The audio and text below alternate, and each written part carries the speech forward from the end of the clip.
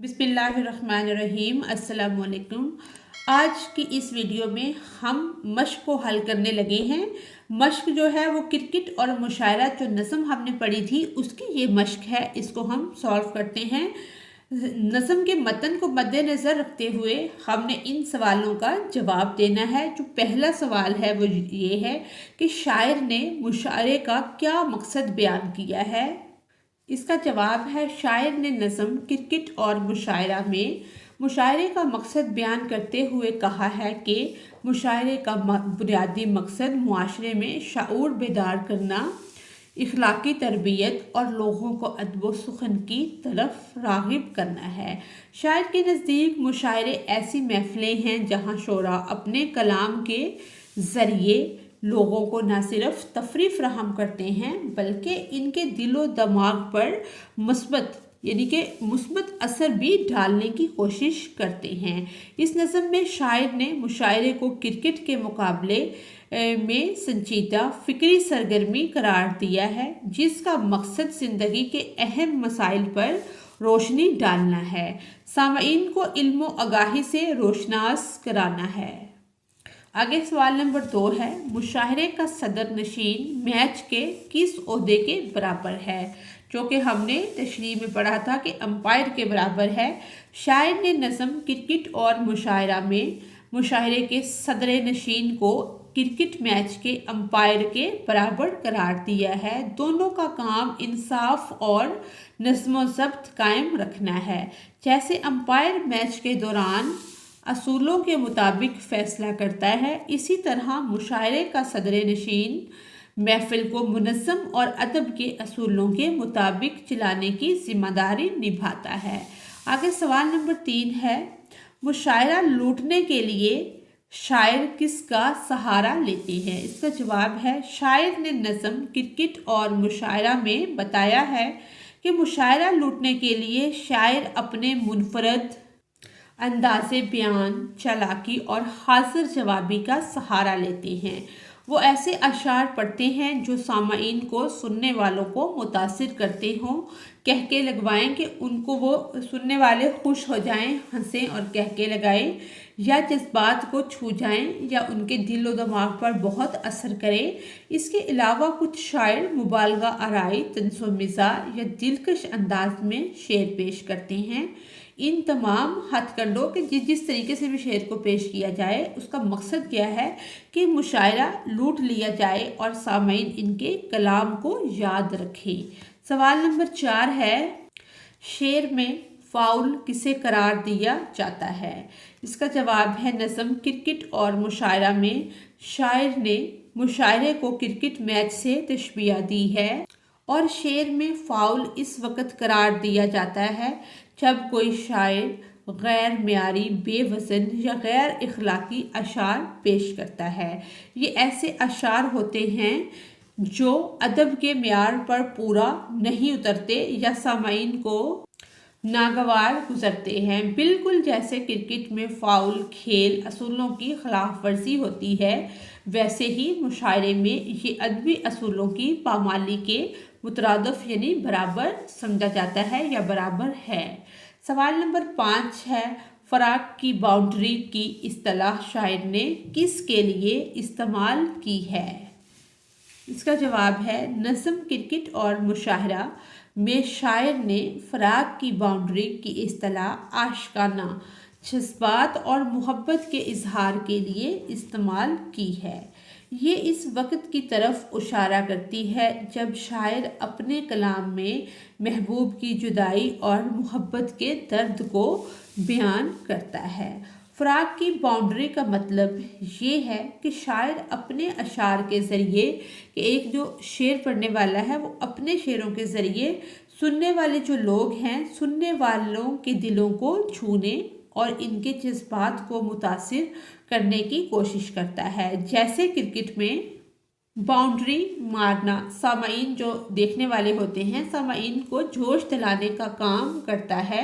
ये इस्तिलाह मोहब्बत के अदब में गहरे और पुर असर अशार की अक्कासी करती है। अब हमारा अगला सवाल है, کہ الفاظ کو محاورات میں جملوں میں استعمال کریں۔ الفاظ اور جملے یہ ہم نے لکھے ہیں۔ پیٹھ دکھانا، جنگ کے میدان میں دشمن کو دیکھ کر سپاہیوں نے پیٹھ دکھا دی۔ آگے ہے آوازیں کسنا، راہ چلتے ہوئے لڑکوں نے ان پر آوازیں کسنا شروع کر دیے۔ آگے ہے بازی لے جانا، دوڑ کے مقابلے میں احمد سب سے آگے نکلا اور بازی لے گیا۔ آگے ہے ایڑی چوٹی کا زور لگانا، امتحان میں کامیابی کے لیے علی نے ایڑی چوٹی کا زور لگا دیا۔ آگے ہے اوسان خطا ہونا، چور کو دیکھ کر رات کے پہرے دار کے اوسان خطا ہو گئے۔ آگے ہے پالا پڑنا یا کسی سے واسطہ پڑنا، سفر کے دوران ہمیں بہت سخت مزاج لوگوں سے سخت مزاج لوگوں سے پالا پڑا۔ آگے ہم نے کسی مشاعرے یا کرکٹ میچ میں اگر آپ نے شرکت کی ہے تو اس کی کوئی معلوماتی رپورٹ آپ بنا سکتے ہیں اور اپنے خیال بھی اس میں شامل کر سکتے ہیں، اور نظم میں جو شاعر نے انگریزی کے لفظ استعمال کیے ہیں ان کو ہم علیحدہ کر لیں گے۔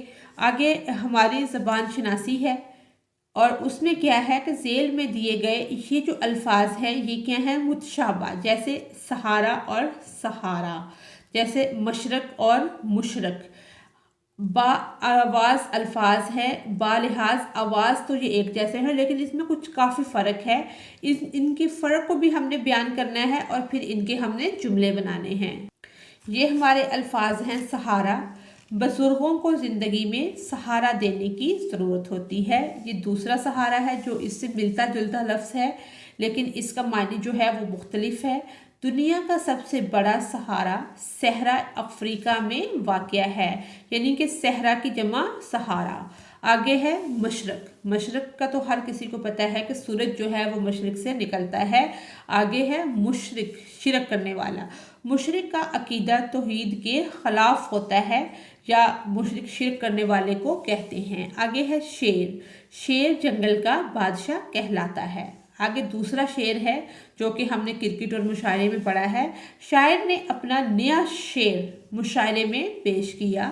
آگے ہے اثر، استاد کی نصیحت آمیز الفاظ کا اثر طلباء پر ہوا۔ آگے ہے دوسری اثر، اثر کی نماز پڑھنا ہر مسلمان پر فرض ہے۔ ہمارا اگلا سوال یہ ہے کہ درج ذیل میں سے تلمیح کی شناخت کریں۔ تلمیح کی وضاحت اور اس کی مثالیں، اس کی ڈیفینیشنز وغیرہ کی ایک الگ سے ویڈیو میرے چینل پر اپلوڈ ہے، اس کی ڈیٹیل وضاحت کے لیے آپ وہاں سے دیکھ سکتے ہیں۔ یہاں پہ جو ہمارے یہ دیے گئے ہیں کہ بت تراش، تابوت سکینہ، موج فرات، دریائے نیل، سرد آب، قدیم جزیرہ، آب خضر اور قوم عاد، اس میں ہم نے تلمیح کون کون سی ہیں؟ یہ سب تلمیح ہیں۔ سرد آب اور قدیم جزیرہ جو ہے نا جس کے اوپر نو لکھ دیا ہے، یہ دونوں تلمیح نہیں ہیں، باقی سب تلمیح ہیں۔ آگے ہے درج ذیل الفاظ سے تراکیب لفظی۔ تراکیب لفظی یہ ہوتا ہے کہ جو لفظ بنے ہیں ان میں کون سی ترکیب استعمال ہوئی ہے اور پھر ان کو جملوں میں استعمال کریں۔ جیسے عطائے رب، یہ دو لفظ ہیں، عطا کو اور رب کو جوڑا گیا تو کیا بن گیا؟ عطائے رب، یہ اس کی ترکیب لفظی ہے۔ یہ ہم نے لفظ لکھا عطائے رب، عطا اور رب، یہ کیا ہے؟ یہ ترکیب لفظی ہے۔ جملہ اس کا یہ ہے، یہ کامیابی صرف عطائے رب کی مرحوم منت ہے۔ آگے ہے زیر زمین، زیر اور زمین یہ اس کی ترکیب لفظی ہے اور جملہ اس کا یہ ہے، زیر زمین پانی کے ذخائر ختم ہوتے جا رہے ہیں۔ آگے ہے شوق و ذوق، شوق اور ذوق یہ اس کی ترکیب لفظی ہے اور جملہ اس کا یہ ہے، شاعری میں اس کے شوق و ذوق نے سب کو حیران کر دیا۔ آگے ہے عرض و سما، عرض اور سما دو لفظوں کو جوڑ کے یہ ایک لفظ بنا ہے، ترکیب لفظی اس کی یہ ہے اور جملہ اس کا یہ ہے، عرض و سما کا کہ زمین اور آسمان کا مالک صرف اللہ تعالیٰ ہے۔ آگے ہے گھن گرج، گھن اور گرج، آسمان پر گھن گرج کے ساتھ بارش شروع ہوئی، ترکیب لفظی یہ ہے اور جملہ یہ ہے۔ آگے ہے طریقہ تدریس، اس میں ترکیب لفظی جو ہے وہ طریقہ اور تدریس، جب دونوں کو جوڑا تو طریقہ اور تدریس بن گیا۔ استاد کا طریقہ تدریس طلباء کو بہت پسند آیا۔ اہل محلہ، اہل اور محلہ ये इसकी तरकीब लफ्ज़ी है। अहले मोहल्ला ने मिलकर गली की सफाई का इंतज़ाम किया।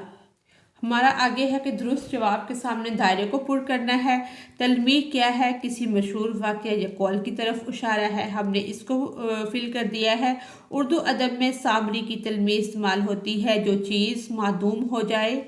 और आगे है कार दुनिया की तरकीब का मानी है दुनिया के काम।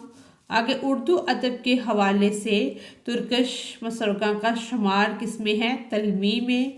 दिए गए फ़िक्रे में मुतशाबा अल्फाज इस्तेमाल होंगे कि मिलते जुलते अल्फाज इस्तेमाल होंगे, यानी कि वो फ़कीर सदा ये आवाज़ लगाता है कि मैं बहुत मोहताज हूँ, तो ये वाला हमने फिल कर दिया।